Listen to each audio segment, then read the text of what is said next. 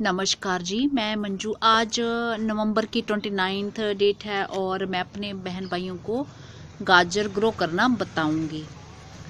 तो वैसे तो गाजर लोग खाने के लिए ग्रो करते हैं, पर मैं इनको फूलों के लिए, बहुत ही खूबसूरत फूल होते हैं। तो अगर आपको विश्वास ना हो तो आप मेरा वीडियो नंबर 703 देख सकते हैं, 703। उसमें इसके इतने सुंदर फूल लगे हुए हैं गुच्छों में, सफ़ेद रंग के, बहुत ही प्यारे। और किस तरह से अलग तरीके से लगाने हैं ये भी मैं आपको बताऊंगी। तो अगर एक भी पौधा आप लगाते हैं तो खूब अच्छे फूल जो है आपको देखने को मिल जाएंगे। तो वीडियो नंबर जो 703 है वो मैंने उस पे काले गुलाब पे बनाया था, 1 अप्रैल को बनाया था। और उसमें आप वो फूल देखिए तो कितने सुंदर, आप देखेंगे तो आपका मन जरूर लगाने को करेगा। और आपको घर पर ही सब सीड लाने की भी ज़रूरत नहीं पड़ेगी। और घर पर गाजर जो आप लाते हैं, सब्जी बनाते हैं, चाहे आप हलवा बनाते हैं, तो उसी को ही कट करके लगा सकते हैं। तो अगर सीड से लगाना चाहते हैं तो मैं पूरी जानकारी आपको दे दूं। गाजर पूरे इंडिया में उगाई जाती है और इसको खाने में इस्तेमाल किया जाता है और साथ ही चारे में भी इस्तेमाल करते हैं, खास करके घोड़ों के लिए। इसकी ऑरेंज और रेड वैरायटीज़ कैरोटीन से भरपूर होती हैं, जिससे कि आंखों की रोशनी अच्छी रहती है। हरी गाजरें जो होती हैं वो सेहत के लिए बहुत अच्छी होती हैं, बिकॉज उनमें बहुत सारे न्यूट्रिएंट्स पाए जाते हैं।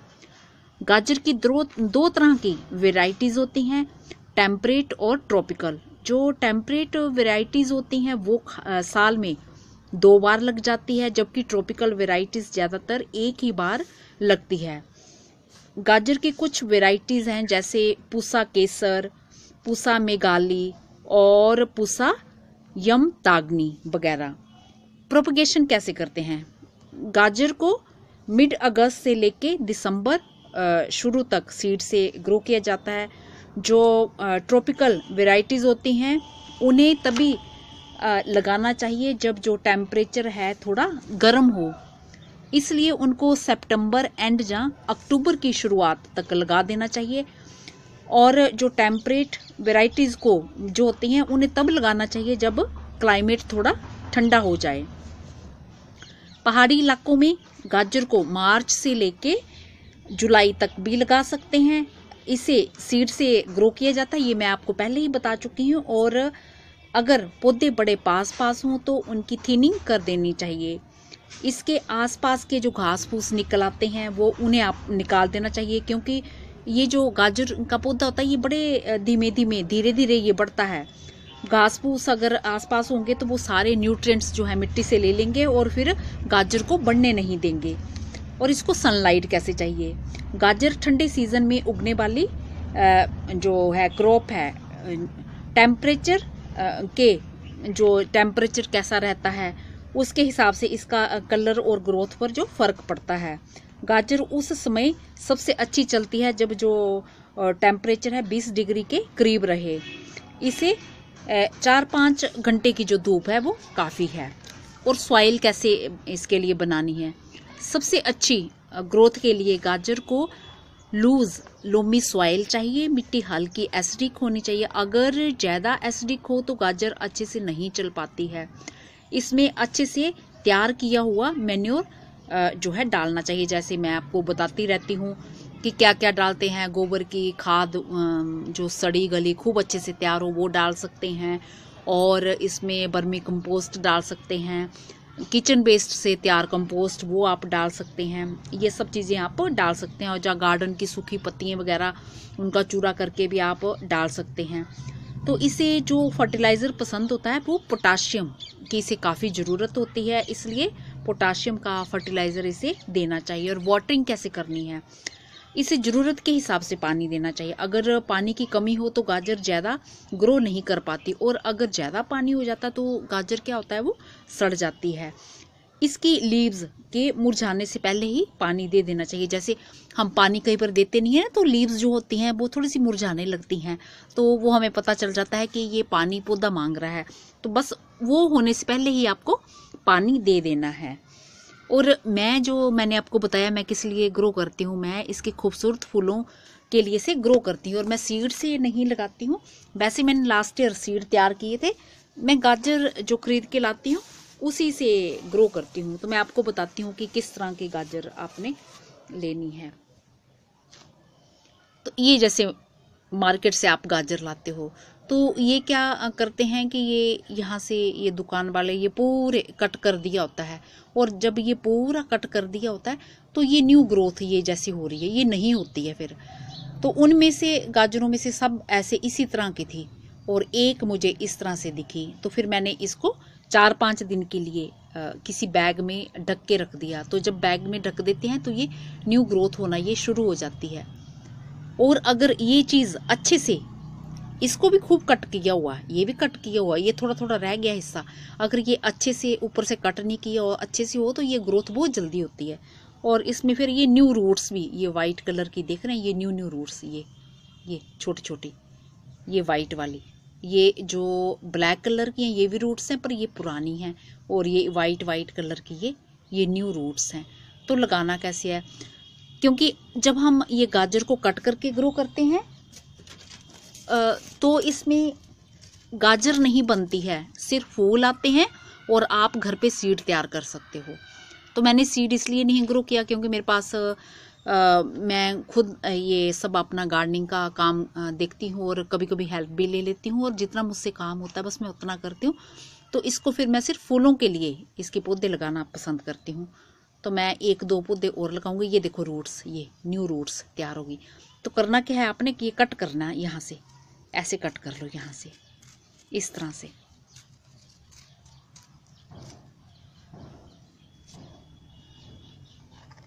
ये ऐसे। तो जरूरी नहीं कि आप इसको बैग में रखो, आप इसको ऐसे सीधे भी रख सकते हैं, पर ज़्यादा पानी नहीं देना है।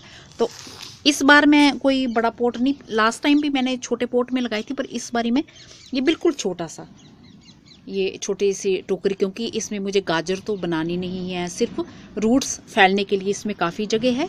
तो मैं ये इसमें बस ऐसे ही रख दूँगी, इसको ज़्यादा वो नहीं करूँगी। ये पानी भी ज़्यादा नहीं देना है क्योंकि रूट्स जब अच्छे से इसकी बन जाएंगी और मिट्टी में, तो हल्का पानी मैं इसको ऊपर ही रखूँगी, ऐसे बस ऐसे, ये ऐसे बिल्कुल ऐसे दबाना भी नहीं है ज़्यादा, ये इस तरह से मिट्टी हल्के से ऐसे दे दूँगी ताकि इसको थोड़े ये ऊपरी हिस्से को हवा भी लगती रहे और जो थोड़ी थोड़ी रूट्स बनी है वो मिट्टी के टच में रहे। और पानी इसको मैंने अब हल्का सा ऐसे देना है, ऐसे इस तरह से, ताकि थोड़ा हल्का मॉइस्चर बना रहे, बहुत ज़्यादा पानी नहीं देना है। तो इसकी पत्तियाँ जो फर्न की तरह बहुत ही खूबसूरत होती हैं, बहुत अच्छी लगती हैं।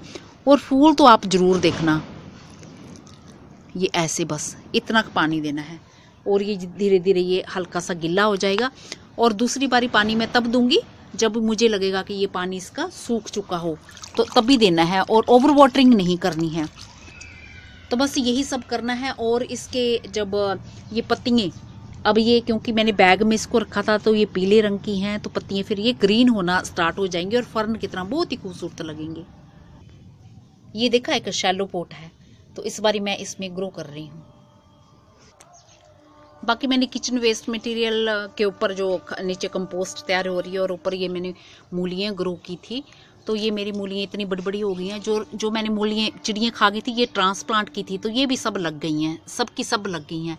बस इनमें फ़र्क ये है कि इनकी ये जो शुरू वाली जो पत्तियाँ थोड़ी सी 2 पीली हो गई हैं, ये वाली। अब जो न्यू ग्रोथ है ये ग्रीन कलर की आएगी, जैसे ये वाली हैं, ये सब ग्रीन कलर की हैं, ये चिड़ियों ने नहीं खाई।